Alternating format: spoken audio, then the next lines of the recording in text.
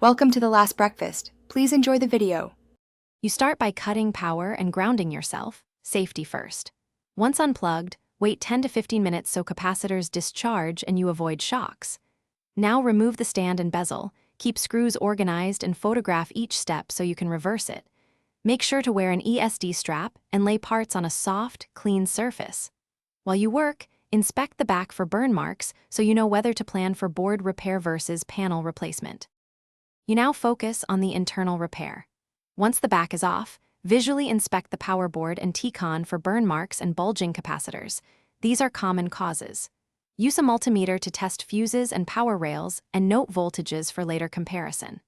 Make sure to reseat ribbon cables and connectors. A loose cable can mimic a burn display. If you replace parts, use appropriately rated capacitors and low-wattage soldering to avoid further heat damage.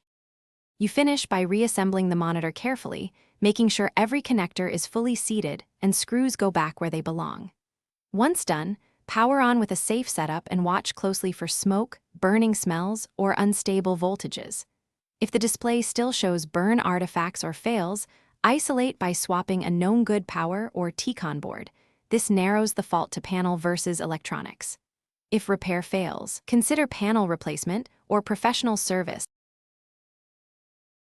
Thanks for watching. If this was helpful, leave a like and consider subscribing. See you next time.